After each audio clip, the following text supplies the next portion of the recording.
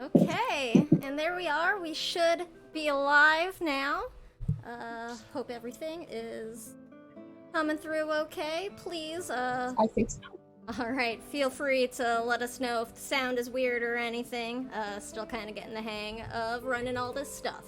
uh, But hi and welcome. Hail and well met, as I've been saying all week.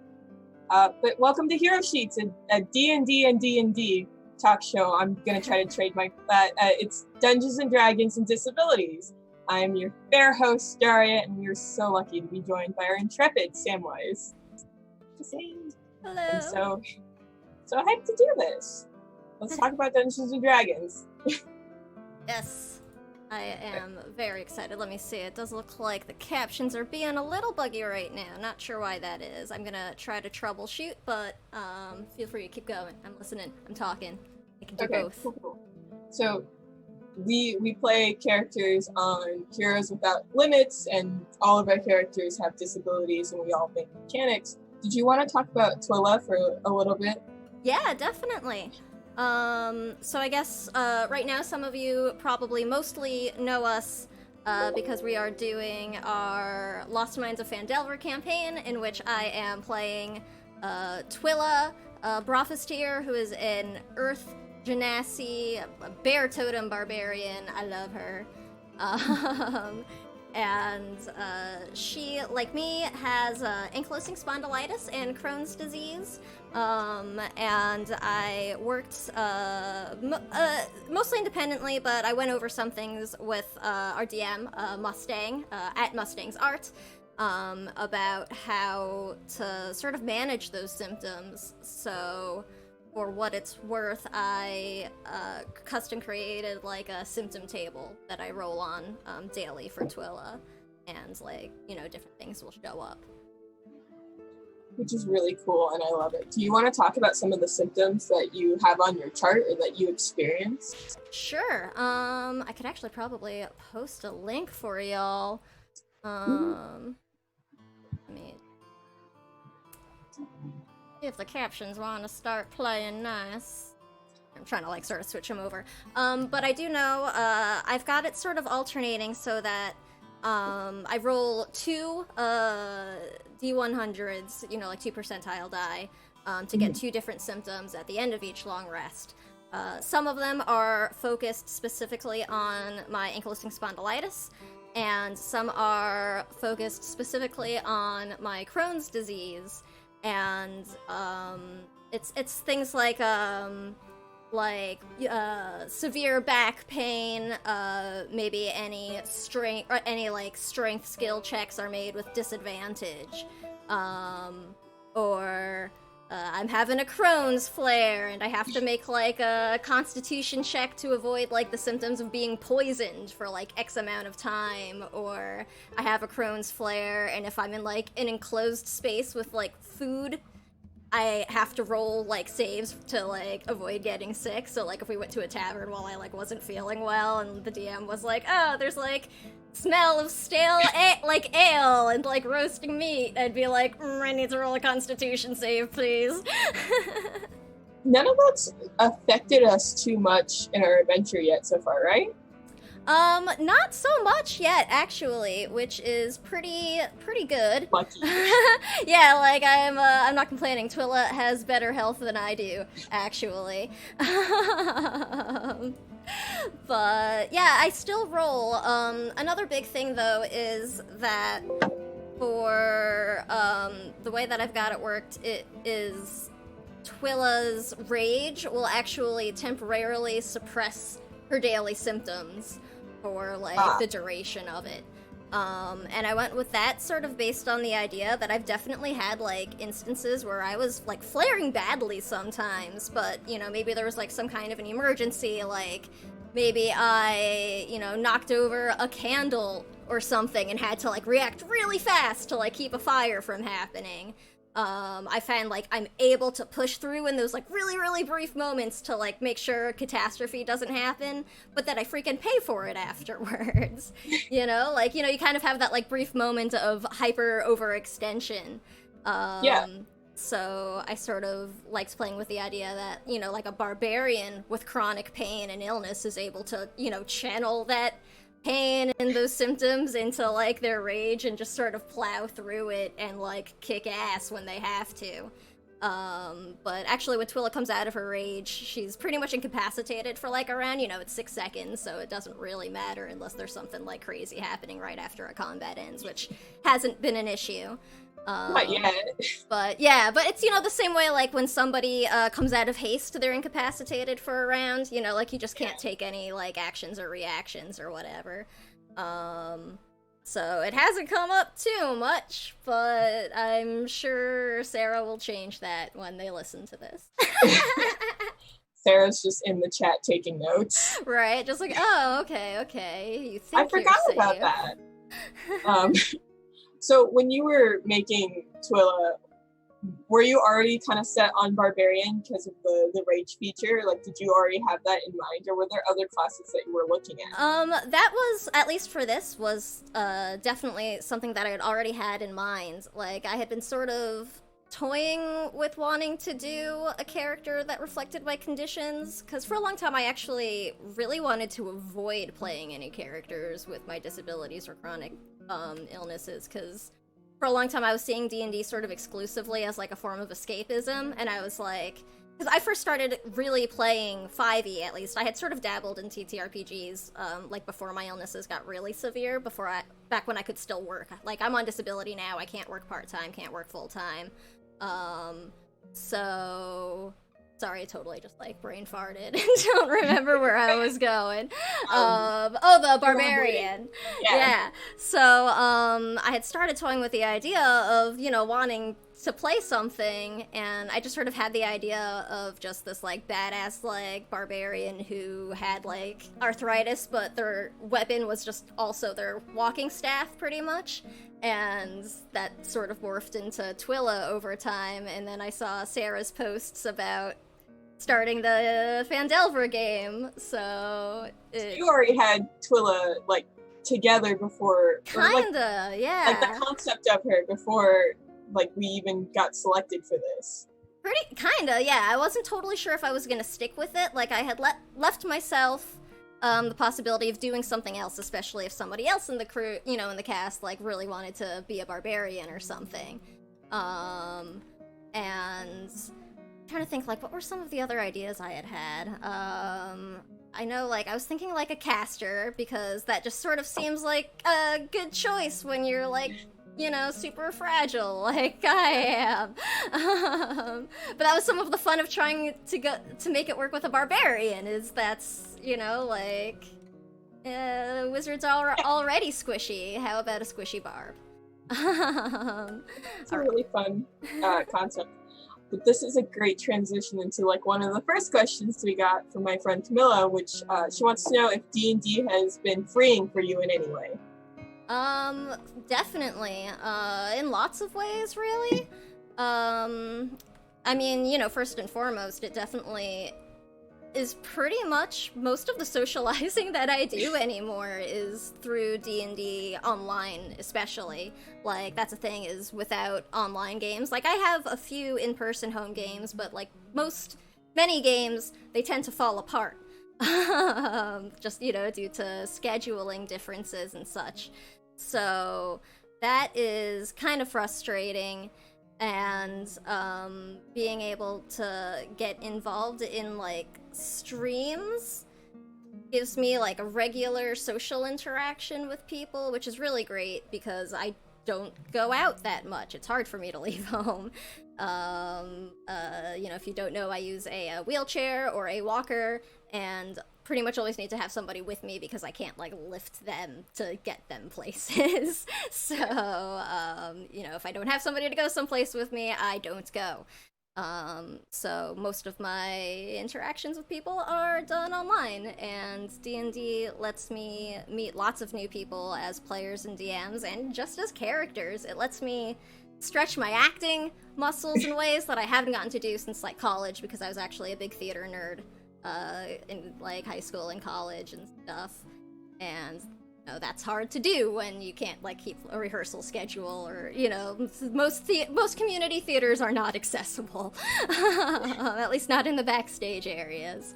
So role playing, that was one of the reasons also that I think I had avoided wanting to portray a character with any of my conditions for so long, was I didn't want to have that like crossover. Like I just wanted the pure pretend and like, nah, I'm gonna be healthy and do crazy things. But but at some point I just sort of like looped back around, and it's like now almost all of the new characters that I come up with have some sort of like disability or a chronic illness going on with them. So it's weird how that's sort of come full circle. Like at first it was just very much a distraction from the fact that I couldn't work anymore, and like it gave me a hobby and a thing to do, a way to meet people. Yeah, that's really cool. Thank you so much for sharing. I'm like a little distracted. Is that Knott's flask behind you? It is. I cosplay as Not the Brave. That's I didn't know that. That's so cool. Yeah, I'll actually be cosplaying as Not the Brave at PAX Unplugged in December. So if you will be there, anybody in chat, come say hello. I won't, but hopefully maybe someone in chat will be, and they'll get a cool picture with you. Oh, that would be awesome. Please, just come and ask. Speaking of chat, we have a super exciting thing we're doing tonight. We are going to be running a dice giveaway. We have some gorgeous dice by Tabletop Loot. So make sure that you are following us, because only our followers are going to be able to enter the contest. But we got these beautiful little babies. These are the Double Helix Nebula dice. They are like a black and sort of orange, almost translucent die with gold glitter flecks and silver numbering on them. You get, all 7 here, so you got the 2d10s. Because I know some sets I've been finding lately, like, only give you 1d10, and that's really weird, cheap. Right? Like, why would you do that? So, $10, I want 10 dice. Right? Like, don't, cheat us out of this stuff. So let me just pull over to our giveaway and get that launching. We're going to have a little thingy pop up in chat. Our Streamlabs robot should be chiming in any moment. There we go! So we are doing a giveaway for a set of Double Helix Nebula dice by Tabletop Loot. Our followers are going to be drawn for winning. Use the code !HEROES in order to enter the giveaway. Doesn't matter, where you live. We're gonna ship it if you're in US, Canada, UK, wherever. We really don't like the idea of anybody not being able to, benefit from a giveaway that we're doing because of where you live. That sucks. So, please feel free, we'll figure it out. Don't worry about it. If you win, we'll be reaching out to you in private message. I think the robot might post a link. Honestly, this is our first giveaway being ran through Twitch, so you are learning with us. But that's going to be running till about the end of the stream, so make those entries at your leisure. The robot should chime in to remind you. Also, while you're here, make sure to join our Discord. Link is in chat. All right. Cool. Back to all these questions. I feel like I'm kind of grilling you a little. I mean, it's kind of what an interview is, though, right? Like. Yeah, but also I want this to be a little more of a conversation, a little more laid back. But we're gonna stumble through this together. Another question that my friend Camilla had. She wants to know how many different characters are you currently playing right now, and of all of those characters, which is your favorite? Oh, it's hard to choose. They're all my babies. I know, you play a lot of D&D and just different tabletop RPGs. I'm trying to. I'm actually actively trying to get into playing more games than D&D. D&D was actually not even my first tabletop RPG. My very first one was Scion. I've not heard of that. Which is pretty awesome. It is by, oh man, I'm totally blanking on the publishers. I am so sorry. I keep wanting to say Obsidian, but that's video games. Onyx Path. That's what it is. Onyx Path Publishing. I was like, I know, it's a rock. They got a rock in their name. So it's Onyx Path Publishing. It's like, sorry, I know this isn't like really what you were asking, but I'm just Googling them. But yeah, it's a lot of fun. I know the like second edition is either out or coming out. But Scion is, it's like, you play characters who are distant descendants of, like, the gods of, like, old pantheons and stuff. So you could be playing, like, a descendant of Thor, or a descendant of, like, Bastet, or something like that. I love that. Yeah, that's got it's really Jackson fun. Vibes. Yeah, it was a good time. Like, so that was actually one of my first, like, real, like, tabletop experiences. But right now I've got a lot of games going on because I'm on a bunch of different streams. So the ones that I guess I play the most right now are Suniva, my Sun Soul Celestia monk in my Ravnica game, which is over on Encounter Roleplay. They are so much fun. I really love them. They're just such a sweet cinnamon roll, and I actually haven't been playing them recently because of just the way the plot is. We were actually playing different characters for the last couple of weeks, and I miss them so much. So I think right now, like, it's like that, Suniva and Blossom on the Water, my tabaxi in my Wednesday games, are probably just my most developed characters right now, which sort of automatically makes them the closest, like, to my heart. Yeah. Like, I'm the most inside their heads. Like, they each have their own playlists, and I've written or am writing, like, fictionalized backstories of, like, what happened before the campaign started for both of them. Like, I got a problem. That's a big mood. I totally relate to that energy. Right? It's, I just love it, because I'm not much of an artist, and I really wish I could draw my D&D characters, but, you know, I like to think I'm an okay writer, so I'll write about them instead. I'm, like, super jealous of people who can, like, sit down and just write anything, because I absolutely can't. So, like, that's a really cool skill that you've got there. It's something that I've done ever since I was a kid, actually. Like, growing up, I would, like, stay up really, really late in, like, elementary school, like, writing on the family computer. Actually, I would use the old D&D manuals as, like, inspiration for, like, my very first OCs and stuff. That's cute. Yeah, like, my best friend's older brother, like, he was, like, 7 or 10 years older than us, something like that. Like, he had all of the, like, first and second edition books and stuff, and we would, like, look through them and look at the pictures, but, you know, we were, like, 7 and had no idea what the hell anything was except for awesome. So, yeah, and you weren't wrong. It's true. So that was kind of how I really, I guess, first got exposed to D&D, and I'd always wanted to play it and just didn't really like a chance until college. But yeah, so Suniva and Blossom right now are the two characters that I play the most often, and they're pretty close to my heart. We're kind of in the middle of some pretty heavy backstory stuff for both of them right now, so shit's intense. I'm a little scared Blossom might die next week, actually. Oh, no. Yeah, we're gonna go, like, chase after her, like, assassin family that's trying to assassinate her. Well, I hope she makes it through. I've done it to myself if she doesn't, so... Ooh, yeah, it's intense. But I love when a game gets, like, to that kind of intense where, like, the next week rolls around and you're like, I don't know if I want to go. Right? I don't want this to happen, but, like, I want to go because I gotta see what happens. Yes, I'm so scared for my little stabby tabaxi. She's my tabaxi rogue. I love her. Kind of I guess she's not really a bitch. I've definitely played more bitchy characters. She's got a good heart. She's a good person.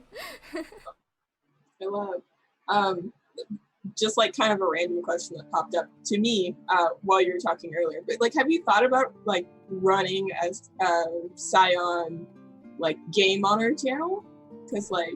I was thinking about it, actually. I don't have a copy myself for it, And I actually am kind of working on planning to run a long-term thing in the future. 'Cause I would be very interested in that. Maybe, like I would even maybe Christmas rolls around and you get a really cool gift. yeah, maybe. I think I had actually like kickstarted the second edition too. I don't remember. I don't think it was enough to like get a copy because I think it's out already and I never got one. But it's a really cool project. I'm excited to see it. I haven't played it for a long time though. Like it's been, like 10, 15 years or so. So I would love to revisit it, especially now that I've got more experience like playing games. Like the fact that it was my first kind of real like long-term campaign. That was like a game that a friend of mine ran with like everybody who was staying in our like house in college like over the summer, like between like semesters. So like everybody came to like play every week and it was awesome. And that was sort of my first like long-term thing. I had played like a couple of like drunken 4E one-shots back before that, but that like barely counts. I think it still counts, but yeah, it's your first like long campaign. Yeah. I absolutely, and I'm just hearing like the little tidbits from it already. I'm just like, this is my kind of thing. It was good times. I'm definitely gonna look into that later. Let's look at some of the other questions that I got.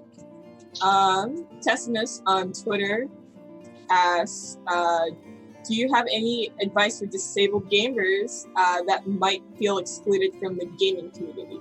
I think this question was in reference to video gaming, but we can talk about like tabletop gaming as well as video games.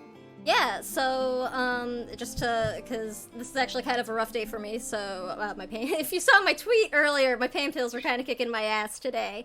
No, not at all, it just means that, like, I might need to, like, be kind of all over the place answering things. So the question was, do I have advice for disabled gamers who feel, excluded? Yeah. I mean,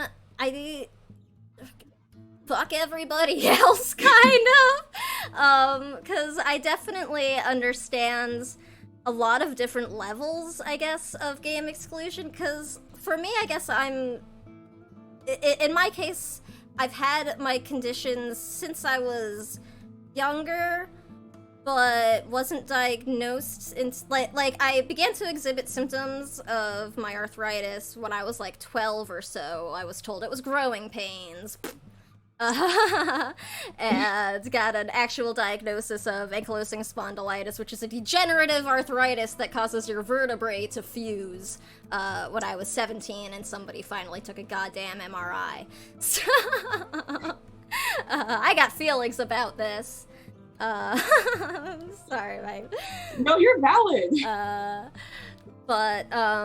So I also went through like the stage of like responding well to medications and then having things fail and my health sort of deteriorating. So I feel like I've been in like all sort of different levels of like able-bodiedness and stuff within the sphere of gaming, and I see definitely how much more exclusionary and difficult it can be to sort of get involved or feel welcomed in the community. And really, I just sort of hit a point where, like, sometime after I left work and was plowing through my illness, it was kind of like I really just hit this, like, realization kind of, you know what, fuck everybody else, I'm gonna do me, and I will yell about it loudly until other people get over it if they have any issues. Because, you know, like, I mean, I've been gatekept, like, for being a woman in gaming, and, you know, like, I can't physically play a lot of games now.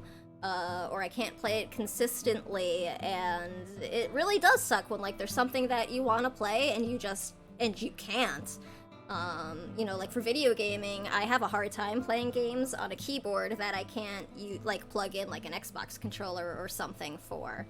And sometimes that doesn't even make a difference, sometimes it does, and, like, I don't know, it's just in terms of advice, I guess. Find, like, a community that is comfortable for you, and if you can't find one, make your own. Like, it's okay to have a lot of focus with like your community and sort of socializing being online. Like that's actually something that I'm like guilted about a lot. I think a lot of disabled and chronically ill and like folks who maybe like have trouble socializing face to face get that a lot. And like I don't know, it's I kind of feel like I mostly just get by on like a constant sense of at least self-righteous anger about like needing to worry about any of this stuff anymore. You know what I mean? Yeah. Like, yeah, like if when I couldn't find a space that was accessible or welcoming for me, I just started streaming and I made my own. Like, I tried to make the space that I wanted to have. And like that's the thing too, is it's okay if you can't find something that matches up like what you want. That doesn't mean that you like don't fit in anywhere. It doesn't mean that whatever kind of, I guess, community or socializing or gaming needs you have are invalid. It's just that's what you need. And that's the cool thing about the internet, is we can make our own communities whatever we want. Like that's how Heroes happened. Yeah. Like, it was really loud on Twitter and everyone said, "Oh my god, you're right. Yeah. Let me get in on this." Exactly. So I think that's really just the best advice, is to just be loud and, block trolls immediately. And the people who are like supportive and mean it will make themselves known, because they won't just sit, quietly by the sidelines. And it might take a while, it can be hard to sort of make those connections and find people, but, if you're wanting to make, more interpersonal connections through gaming, and you want to be more included, it's kind of like, it sucks, but first we have to carve out our own space. Yeah. Like, and we have to be loud about it and normalize things.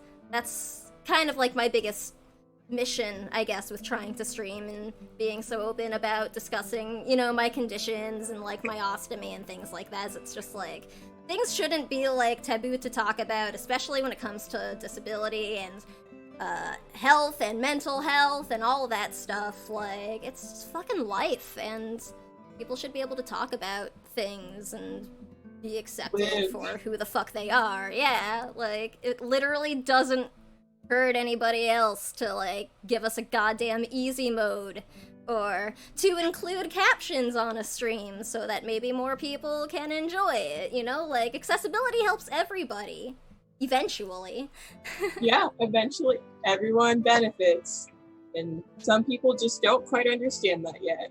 Yeah, so that could be a little disheartening, but yeah, I don't know. Like, my biggest advice is to just be loud, and you'll find the people who that sound resonates with, and literally fuck everybody else. They can step on a D4.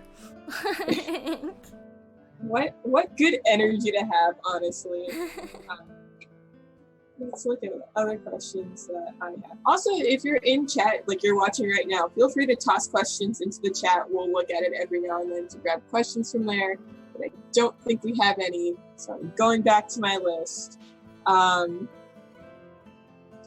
Also, like we are doing the giveaway still. We have not announced the winners, haven't been chosen yet. But Sam, what's your favorite thing? Speaking of communities, like, let's talk about your favorite thing in the D&D community, the Dungeons and Dragons and Disabilities. I'm gonna keep saying it until triple D&D becomes a thing. Triple D&D. Yeah, just D&D. D&D. I like it. So what's my favorite part of it? Like, online, or just, I mean, like I guess most of it really is online these days. Your experience with, like, this community that we kind of built together. Like, what's your favorite part of this existence that we are? Or, like, your favorite experience that you've had with, like, this community online? Definitely my favorite experience is seeing how much it's resonated with so many people. Just because, like, I remember when Mustang was first tweeting, there were, like, hundreds of responses and retweets and likes, and it just felt really good to see so many people concentrated who, like, understand. And I guess to sort of carry that further, really, my favorite, it's not like my favorite moments, but something that I really appreciate with our channel and our community is when somebody needs to like cancel or not come to a stream, like there is zero like stress or guilt tripping about it. Like everybody, yeah, everyone is just immediately like, oh, you know, like go take a rest, you know, get your spell slots back. Like it's fine, don't worry. And like that's so nice because I think a lot of disabled, chronically ill, and neurodivergent folks like don't like needing to, you know, cancel plans or kind of talk about our needs a lot of the time because sometimes people will be like, you need too many things and this is too much, kind of. Like I know I've lost, you know, people who I thought were friends because like I canceled plans too much, so they just stopped inviting me to stuff. And like that doesn't happen here. Like no, we get it. Yeah. Like we all get it. It's really nice. It's definitely just a sense of connection and understanding that I've never had before on like a scale that I've never had before. And that's really nice. Yeah, I think that's one of my favorite parts about the community, or like our community too, is that just so understanding and just like in the Discord, how nice people are and like how excited they are to explain things to other people. Like, oh, we don't talk about this normally, but like here's this cool thing that I can talk to you guys about, so you'll understand it. Yeah. Or, like when I posted Voitra's backstory in the Discord, someone like gave me a lot of cool information about accents because I couldn't remember how to describe a southern accent. So now I have all this cool new information that I would. Oh, that's awesome. Yeah, I absolutely just love the energy that we have as a collective. No, for sure. They've been great. Everybody in the Discord community is so friendly and supportive. Like I was actually trying to work on a upcoming project, a podcast that's set in Numenera, and somebody in the Discord was very kind enough to let me sort of pick their brain about their experience using a prosthetic, because that's a like thing that comes up a lot in Numenera. And, you know, they were willing to let me, like, ask them questions, especially on behalf of other players, where it's, like, it's not relevant for my personal character, but I was kind of, like, acting as, like, the medium, like, between people, trying to get some information on, you know, how we can sort of portray use of one, like, realistically, but also in a sci-fi fantasy setting, and respectfully. And it was just really nice to sort of have that environment where I could just sort of shout out into the void and be like, is anybody up to and, you know, willing to help educate some people on this? And it was really cool to have someone be like, yes, like, better representation, I will help with that. Pick me. Like, it was really nice. I love it. But, like, speaking of good representation and prosthetics, have you heard of Cyberpunk? Like, it's a game that's coming out soon, I think. Like, Cyberpunk 20, like, yeah, 20, or is it 2677 or something like that? Yeah, 2077, whatever. But it's based off of, like, an old tabletop RPG that was just called Cyberpunk.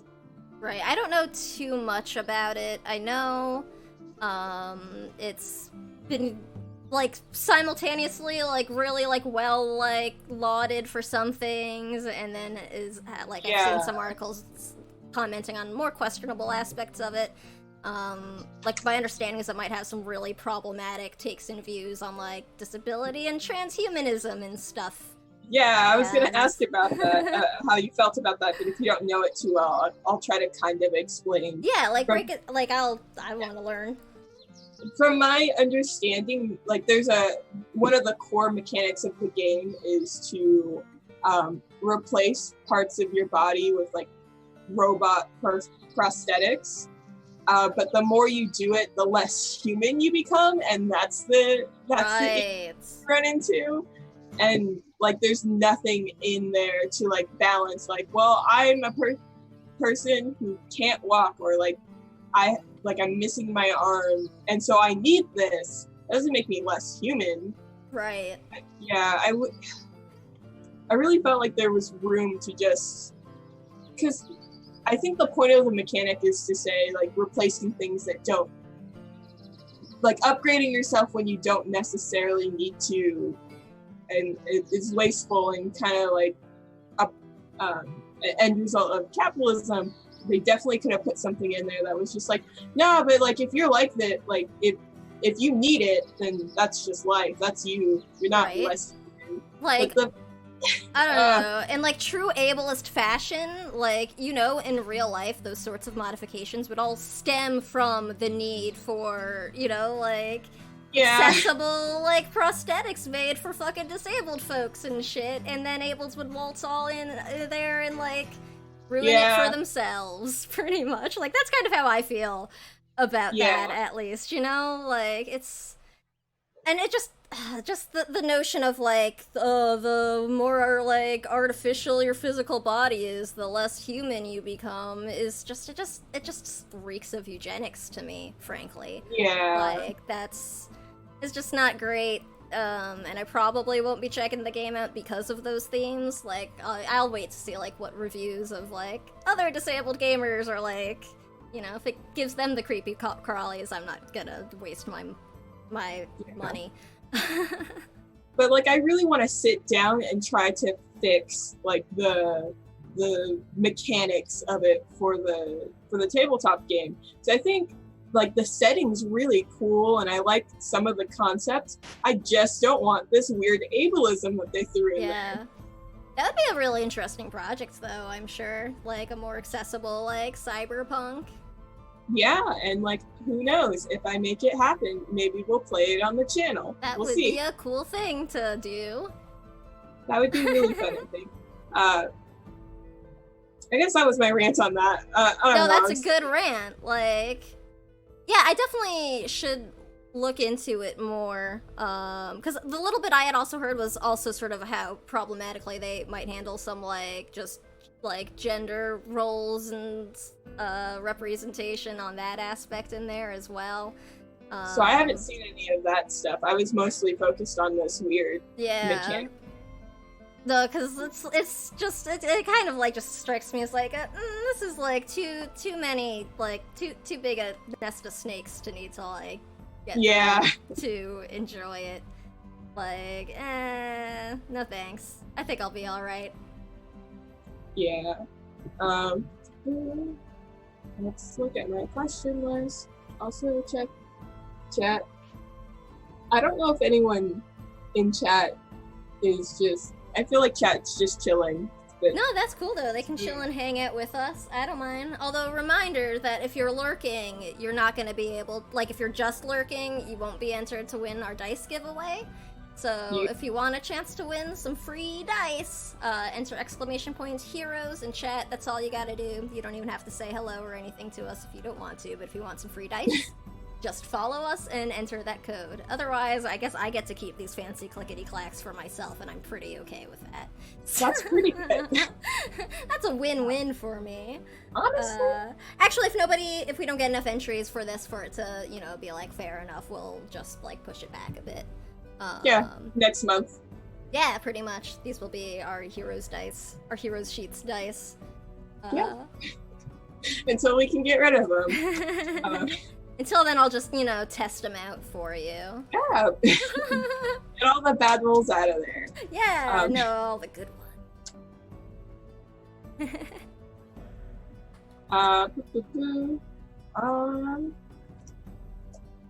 Let me look through my list of questions. Oh, what's your favorite race, what's the word? Race class combo for D&D, though? Oh man, I mean, it really depends. In case you can't tell by my handle, I'm a big fan of halflings. So I actually love playing halfling clerics. They're a ton of fun. I just love halfling clerics. Lately I've also been I've been getting really partial to like tieflings and Aasimar, and like Tabaxi have really grown on me. Like, just kind of like I'm trying things that are like different than like the sort of more like stock like human, dwarf, elf like races, and I'm like really enjoying it. Honestly, playing a tabaxi is both totally on brand and unusual for me. Cause like I play Khajiit in like Skyrim a lot, but whenever I play like D&D, I'm always like a halfling or like a half elf was like my thing. But now I freaking love playing a tabaxi in like our other game. It gives you so much stuff to work with. I based my character on leopards, so I did a bunch of research about like leopards and sort of ingrained like leopard traits in her. Like she really likes to sleep up in high places, like rather than just like in a bed like normal. Because she also traveled a lot growing up, so it's kind of like she just doesn't like sleeping in a bed. She'll like go and sleep on like the rooftop if it's like nice out instead, or in a tree when they're camping. Those are like the fun bits of character creation that I love. When you just bring something that wasn't quite in all of the pre-written stuff to the table, and you're just like, yeah, here's this cool thing that relates, that is also like real, and it creates fun little like aspects of your character. Yeah. Another thing is she's actually colorblind. I love that. Like, cats don't see a broad spectrum of colors, so, like, she mostly sees, like, sort of, you know, whites, blacks, grays, and, like, blues and yellows are apparently, like, the colors cats see the best, according to what I read, at least, so that's just what I'm going with. It's still fantasy world anyway, so that'll be tabaxi science, if nothing else. Yeah, no. I mean, Tabaxis don't have the dark vision feature, They have right? dark vision, yeah. We've got it. Okay. I say we. Yeah, I'm a tabaxi. But yeah, no, they've got the... scientist. I'm a tabaxi scientist. Is it just normal cats? I know that there is like an issue that like I've seen people complain about, that like some sort of cat in D&D doesn't have dark vision. Is it just normal cats? I believe it's the normal cat, like, stat block in 5e doesn't have dark vision, which I think makes sense, because it's, like, the whole idea of, like, dark vision is it's, like, darker than just dim light, you know? And, like, I think kind of the idea that they have is, like, normal cats don't exactly have, like, a supernatural dark vision. Like, they still need a light source to be able to see, they just don't need a lot of it. Okay, at least that's what I've seen some people argue, and I mean, I homebrew, cats have fucking dark vision. But, you know, I'll allow it. I'll allow it as raw, whatever. It's not gonna hurt anyone. But you said you really liked halfling clerics. Yes, that's probably my favorite. What's your go-to like domain for clerics? Probably... It used to be life, like, just because I tend to play very happy clerics of, like, Lyra, who's, like, the Forgotten Realms goddess of joy and, like, festivity.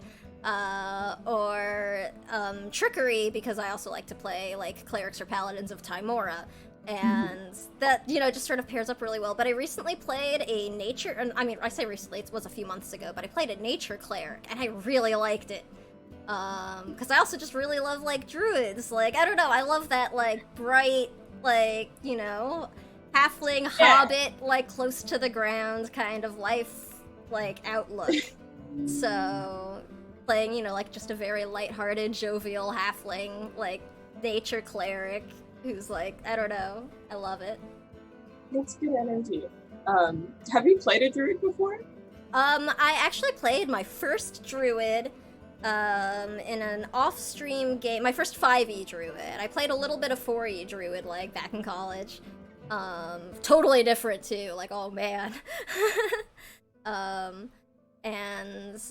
I played one for a little bit over the summer. She was an Aasimar, a Protector Aasimar, a Circle of the Shepherd druid, which is currently my favorite druid-like circle that's been created. I really love the Circle of the Shepherd. And I only got to play her for, like, a little bit, like, for a couple of weeks. And I really liked it. I actually might bring her back to, like, a streamed game at some point. She may or may not be my backup character if Blossom dies next week. She was also totally based on Disney's Snow White, like loosely. That's cute. Yeah, I actually really have been, like, getting into that idea of like, nah, I'm gonna start like sort of D&D-ifying like characters and just seeing what happens and like what they become when you stick somebody like that in like D&D. Yeah, no, I love those. There are people who will make videos like that on YouTube. Yeah. I can't think of the artist, but there's this dude who like made a bunch of like he did a bunch of speed paints of all the Disney princesses as like D&D classes. I've seen I've seen a couple, I think. I don't know if they were all the same person. And but it was just like cute, and so I love cool. it. I love that stuff. Or I know there's like an artist who's done like Fallout-ified Disney princesses, which is like pretty awesome and It's depressing. Cute and fun. It's cute and fun until it's not. Oh my goodness. Hey, thank you for the follow, by the way, the Noodle77.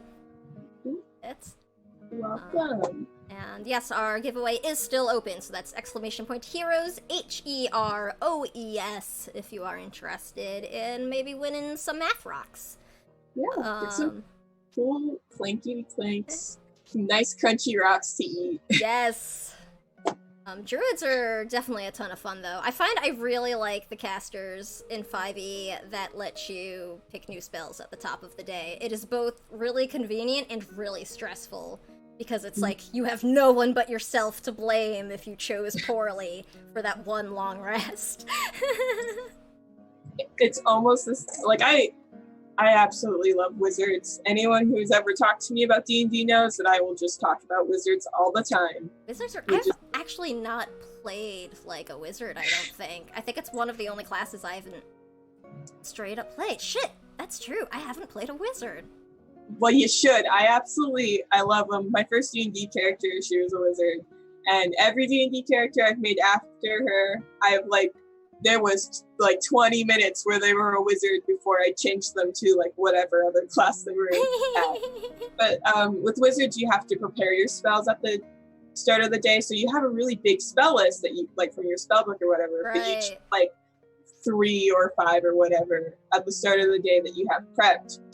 And so it has this energy of like, shit, I had Featherfall, I didn't prepare it, and now we're falling to our death. Yeah, Featherfall is one of those spells that I always take because I just like am adamant that like of all the spells that you really want to have when you need it, like that's the one.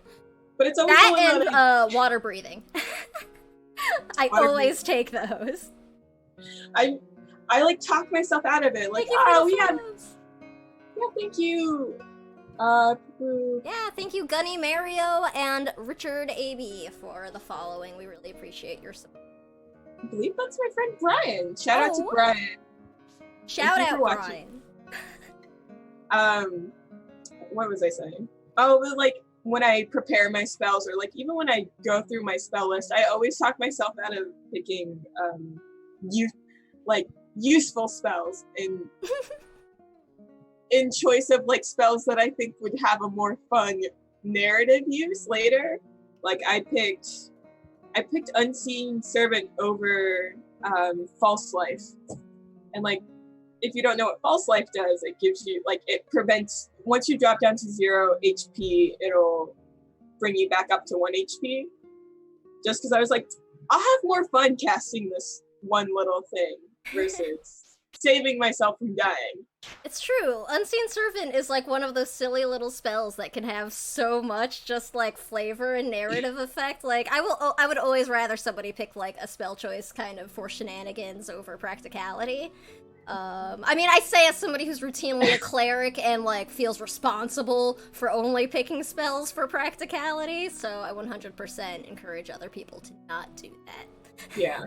It's also why I like Wizard, because none of your spells are healing spells. Like, you can't heal anyone. It's life transference.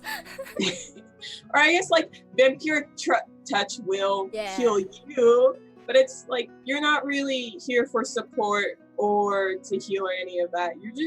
You're here to cast some spells. I do love a utility wizard, though. Yeah. Yeah, you know, I mean, like, don't get me wrong, Fireball is sweet and all, but, like, Seeming? Come on. Like, Polymorph? Like, oh man, wizards get some clutch shit. they get like, I think they have such a fun spell list, and then it gets like ignored for the same like 4 spells. I'm just like, I think that happens for a lot of classes, though. You know, like, what's a warlock without Eldritch Blast? Ask somebody who has played a warlock who didn't have Eldritch Blast. It was great. I was so close to not picking Eldritch Blast for Voitra, because I was like, this spell sucks. Like, I don't want it. But then I realized, like, well, the whole class is built around it. I might as well take it. And it turns out, this spell sucks. I can't cast it well. It gets so clutch at higher levels. That's the thing about Eldritch Blast, is it's like, once you can get the multiple beams off, you're more likely to get a hit. Exactly. Or as soon as we, like, reach level 4 and I can boost my charisma, to increase my modifier, I will hopefully land a hit. You'll do it. I believe in Voitra, and so does Twilla and Biscuit. I'm very excited for things to come. Voitra has been sitting on a scheme for the entire... Really? Yeah, I have a whole scheme that I want to do, but, like, just the time for it hasn't popped up. Yeah. Do I want to talk about it? I mean, we'll be having more heroes sheets too, so you can always update us on your scheme if you're not sure. I think I'm gonna sit on it and see how Saturday goes, if Saturday goes. So that means you all have to tune in on Saturdays from now on to see if Witcher's scheme happens. Probably not this Saturday. We are about to fight, like, the world's worst owlbear. Look, it'll be fine. Yeah, it'll be fine. Totally fine. A little heartbroken that I called it and then didn't do anything to prepare for it. Little Owl says do it, so... Do it, like, just go for my scream? I think so. I think they mean go for your scheme. Yeah, I definitely try. Maybe, I feel like it would be a complete waste of, like, a turn in combat to do, but Voitra might. She's been saying this forever. I want to see this happen now. I love it. I'm very excited. I'm going to be keeping my eyes peeled for that. Yeah, I'm very excited for it too. I'm actually, I was wondering, because we were talking about wizards before, what is your favorite wizard school? Ooh, so, I don't know. My first wizard, she was a divination wizard, and I think that school is so fucking cool. I think that would be my favorite. Like, I do like divination stuff. Like, I read tarot cards and, like, runes and stuff. So I'm like, why, if I was a wizard, that's what I would do. Yeah. I just everything about it was just like, well, obviously this is the best one. I get to do 2 rolls at the start of the day, and I get to just use, like, yeah, this is the coolest one. But the Under-Earth Arcana stuff isn't technically, like, canon or whatever, but I really like the look of what the Lore Master would be, which... I'm not familiar. So, they like, mess with, like, spell types. So, like, if I cast Firebolt, I could change the damage type it does. So they tinker with it. It's so cool, but there's a reason why it's, like... Yeah, that's super OP! That's so broken! Yeah. It's super, but, like, I think that's really cool, because I think if I was a wizard, that would be, like, what I would end, like, I would probably study divination, and then I would be like, how do I make this thing do this differently? Yeah. Like, what spell ingredients? It has so much, like, flavor for, like, the roleplay aspect of, like, switching things up. That sounds awesome. Do you know how that mechanic works? Is that, like, something that gets chosen, you know, like when you do your spell prep at the start of the day? Or is that, like, an at-will you can change your damage type? Because that is super broken. When you prepare your spells, you have to, like, switch some of declare it and, like, switch some of your what is it called? Your spell components. So, like, instead of using ashes, maybe I use... I don't know. That's such a cool flavor aspect. Yeah, it's super... I had, for Heroes Without Limits, I had 3 different characters that I was working on. One was a cleric, one was a wizard, and one was Voitra. And my wizard was gonna be the lore master, and I was just so hyped to play this little dude. And then I had Twitter help me pick my character. and because I had already played, I feel like it was because I already played a wizard and I like made that known. Twitter was like, try something else. Try this warlock. It's still magic. And I, maybe next time I'll pull him out and you'll get to see my little gnome lore master. That would be amazing. Oh my god. I just love all the small races, like gnomes and halflings. They're my jam. Just so good. So good. They're just so little, and like I could be picked up and taken away by literally anyone, and I don't have to worry about walking or just sneaking is easier for me. I've definitely had like halfling characters who will like pretend to be somebody's like child to like sneak in places or something, or like you get like some asshole NPC who like treats them like that, and then you get to like whip out some ridiculous spell or whatever, and like smack some asshole in the face with it. Like, oh my goodness! Sorry, traffic. So yeah, our giveaway is ticking down. I think we only got like another minute left. Let me double check. Yes, there's only like a minute and a half left. So if you haven't entered into our dice giveaway just yet, that is ! Heroes, HEROES to enter. Again, we are giving away a set of double Helix Nebula dice by Tabletop Loot. They are super pretty. And I want them for me, but I guess I'll share them with you. But didn't you also just get a new set of dice? Or were all the dice you got for giveaways? All the dice I got that I posted about recently were for Heroes Without Limits. So that's how much I love you all. I made an order from Tabletop Loot and didn't get anything for myself.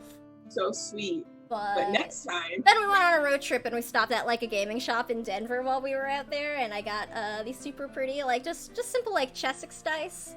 But I've been using them for my Tabaxi because they kind of make me think of her, because they're like brown and like gold and swirly, and she's all like leopardy printed patterns. They've been rolling like shit though. I rolled like 5 natural ones last week. It sucked. It works narratively. What a mood. Little Owl asked, how many dice sets do you approximately own? I mean, not like a super ton. Like, enough. This is like the bulk of my like dice collection. And then I've got these very pretty metal babies that are more or less the like main ones I use. I really want to get a set of gemstone dice, but I haven't found like the perfect one that I want. I've been like on Etsy, there's like a set of opal dice that I would never roll, but I just want because they look pretty. Opal dice are gorgeous. And then Little Owl wants to know, what's your favorite set of dice? Definitely my metal babies. I really love the weight of metal dice. Like, that's my first set of non-plastic dice, which is one reason I'm like so partial to them, because they're the nicest set I own. But I just love the heft and the weight of the metal die, and they've got, like this little like rainbow like vibe going, so they're like kind of shimmery, and I love them. They've been treating me very well too. Otherwise, my favorite set that I own are actually the Critical Role Mighty 9 dice. Which were actually a gift, so I really like them. And those also roll really well for me. That's great. I think most of my dice, like I only have 4 sets that I technically own, and I think 3 sets of them were just gifts from like my friends or my dad. But then like my brother has dice that I take, and my dad like recently bought a pound of dice that I've been getting into. Nice, yeah. My fiance and I bought like a big, like, I think it might have been a pound of dice from like Amazon or something a while back. And he'll just like give them out to people when we play with them, and it's like their first time playing. It's like, do you have dice? No, here's a set. Like, pick one that you like. It's very cute. Oh, that's so sweet. It's a really nice tradition too, to like if you get somebody to come and play for their first time, like give them a set of dice if you can.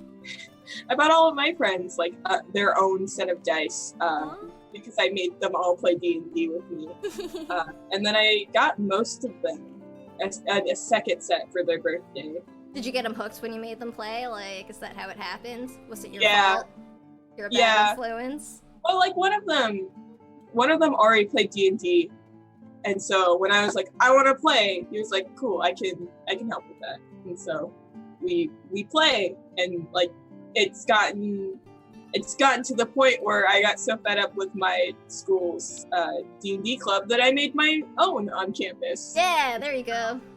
Now we play tomorrow. Oh, that's awesome. What are you playing? Do you DM for that, or? So it is, tomorrow we're just creating characters, but we had a lot of people like show interest in like playing with us or like learning how to play. And our club, to differentiate between the other club, we focus on showing new players how to play. So hopefully it's a lot of people who haven't played before. That's awesome.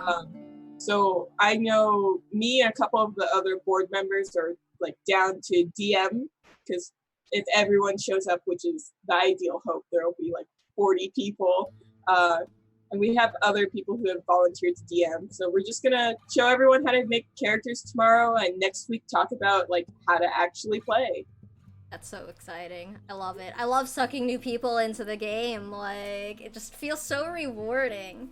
Yeah, especially if they like end up liking it, and it's just like, yes. And like, so far at least, like honestly, I haven't introduced anybody to it who hasn't liked it. Yeah. Like, everybody has. It might be a little hard for them to get into it, but like there's always that moment where like you see it, like something clicks, and they're like, oh, can I do this thing? And you're like, fuck yeah, you can, roll damage, bitch. And like, you know, their face just like lights up. It's the best. It's truly my favorite thing. It's just like, or even like, I love talking to new players because I could tell them anything and they'll go with it, versus like experienced players will question me on things or like push certain things to happen. And it's more likely, like, even if it is people, you know, who like mean well, it's like that difference of like, you know, somebody not knowing to be like, to ask for a certain clarification when you've intentionally changed something, versus somebody who's gonna sort of call attention to it and you just want to like slip it by, kind of, you know, like. Yeah, or just like they'll fall for some really like common traps that like experienced players will look for, like, oh, have you seen Acquisitions Incorporated, the C Team? I've seen some of them, yeah. I'm like not caught up, but I don't mind about spoilers. It's like in the first couple of episodes where they're doing the trials. Spoilers for the C Team if you haven't seen like the first arc. But I can't think of the Dragonborn's name, but he totally falls for like a mimic door. Oh no! Like they get him with a mimic door. And so for the rest of that first arc, every time there's a door, he attacks it, or he makes like go through it first. And like that's the kind of energy I love. Yeah. I love that sort of like inner, like I love it when your characters in a game have an inside joke that becomes like an inside joke for the players too. Like, yeah, like rats having knives. Yes, they can't swim, or they can can't they? swim, or can they? Not when they're holding knives. No, it's true. Oh my goodness. I love D&D so much. Such a fun, like, thing and a great way to interact with new people, I think. Really? It's just, I think what I love most about it is it really just makes me, like, remember being a kid again and just having that, like, unbridled kind of creativity that I miss. Because adulthood sucks it out of you. Exactly. Just like, did you, like, I'm sure that you did, when you were, like, younger, just, like, have these really wild and complex games that you would play at recess. Hell yeah. Like, yeah, and it's just, like, I couldn't do that in middle school, because that's weird.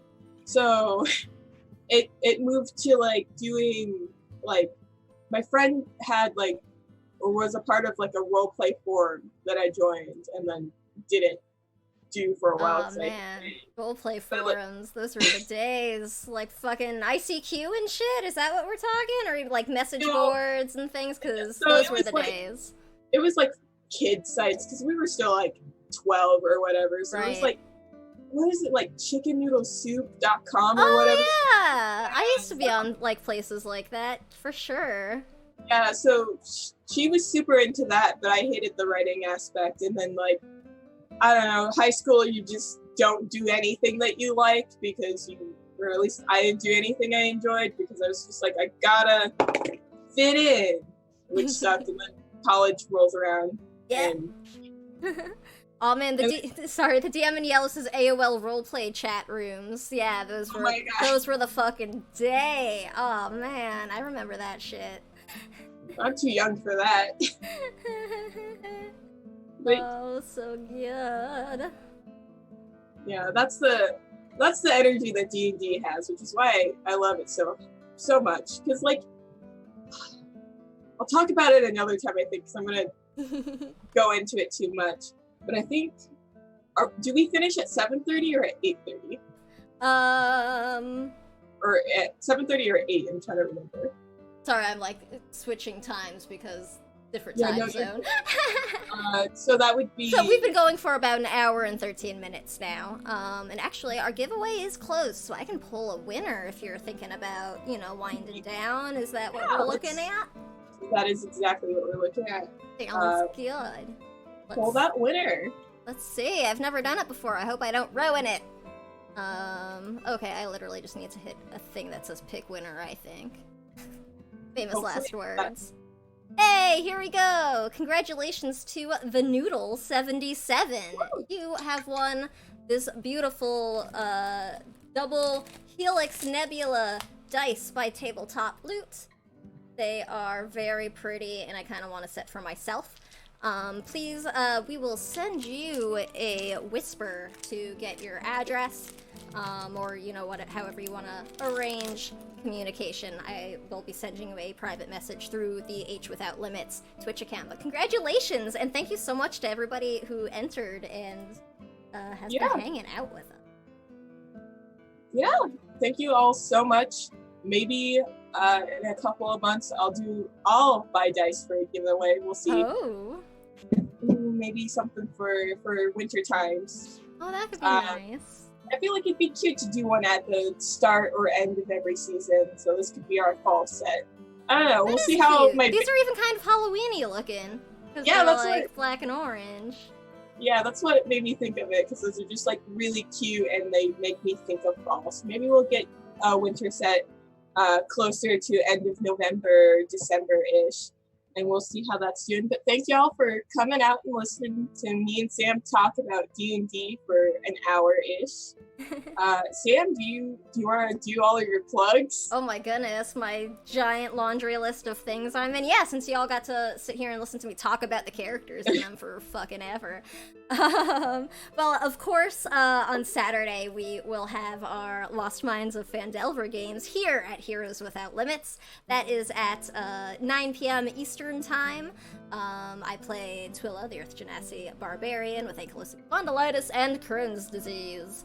Otherwise, you can see me on Mondays over at Encounter Roleplay, where I play Suniva.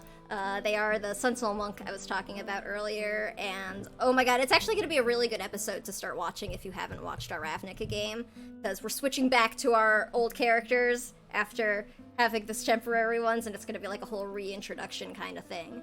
And it's a good time. We're gonna be like level 10 this week, so like we're in like that real sweet spot of like good stuff happening. It's awesome. And it's a Ravnica game, so if you like Magic the Gathering, there's like a lot of lore crossover and stuff, which I don't know about, but other people seem to appreciate it.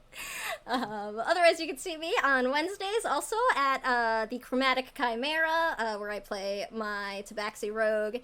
And on Fridays over at Variant Rolls, I am in Courts of the Shadowfae at 5 p.m. So that's actually going to be tomorrow, 5 p.m. to 7 p.m. Eastern. I play Honeyclaw, the Bearfolk Druid. Actually, I am playing a druid right now. This is kind of a new game, so I like totally forgot about them. Oh my god. I apologize to the people of the Midwest and Canada for the non either of your accents, but sort of your accents that I do for her. I'm excited for that. It's ridiculous. It's a ton of fun. Let me see. And otherwise, I've got some other projects coming up. I'm going to be in a Numenera podcast over at Encounter Roleplay as well, which I'm playing another character who has my conditions, but it's like all set in Numenera, and I've got like this whole like cool like subdermal system of like medication that she gets. That's like sort of an allegory, or not an like an analogy for like medication that I used to take and stuff. Like, it's really fun. And I will also be starting in Halloween over at Mud and Blood podcast. I'm in a Cult Divinity Lost game. Yo! Which is intense and awesome. Yeah, you're doing a lot. Yeah, I've got a lot happening. I'm very tired. Oh, and of course, next month I'll be DMing Death House right here. Oh, yeah, so in October on Odd Tuesdays, come hang out for Death House. We have an awesome cast. It's gonna be Tuesday, the 1st, 15th, and 29th. Death House was actually the first module that the first thing I ever DM'd. So I'm really excited to like revisit it. I also may or may not be totally revising Death House to be like an accessible home. Like an accessible Barovian house. Like, I'm working on it. I'm so excited to see you run that. You can follow me on Twitter at ethnic_Dorito. You can catch me here Saturday at 6 p.m. Pacific, playing Voitra, and we're maybe gonna fight an owl bear. Oh yeah. It's okay though, it's like sick or something, so... it's not our fault, it's fine. It's okay, we're not bad people. We're not bad people, and it's not sick, it's totally possessed with, like, evil magic, though. I think it was, like, evil Feywild magic, right? Was that it? Because it's been so long. Yeah, I can... It's been so long, Twilla can't remember, like...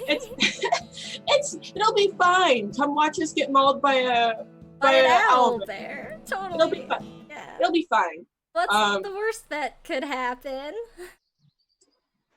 Nothing, because we're gonna get through it. You can also follow the Heroes Without Limits Twitter, which is just H Without Limits. We are doing so much cool stuff. If you're interested in running your own show on the channel, like whether or not you want to run a session of D&D, or if you want to do something more relaxed like this, you can definitely submit your ideas there. Now we're still accepting them. And is Sophia still accepting applications for... applications for the Twilight Grove are open until next Thursday, so there's still a full week left if you haven't had a chance to apply for that. Definitely look into that. Sophia, who plays Sappy, is running this like really cool Feywild adventure, and I'm so excited because I love the Feywild. I'm disappointed because I can't be on the stream. The times don't work for me, but I definitely will watch the archives another time. But like, you should fulfill my dreams and apply. I think that's everything. I think so.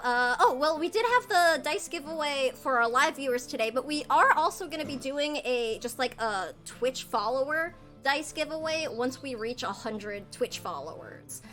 We're almost there. We were at like 70 followers the last time I checked, so that's probably going to be happening in the next couple of weeks. So if you're not following us yet, make sure you do that. So maybe, tell your friends. Yeah, if you didn't win a set of dice today, maybe you will at our 100 follower drawing. Mm-hmm. Okay, cool. But that's it. I didn't come up with the closing. I had a great opening. No, it was wonderful. I don't know. Farewell, travelers. We'll see you next month. Yes. Thank you so much, everyone. Bye.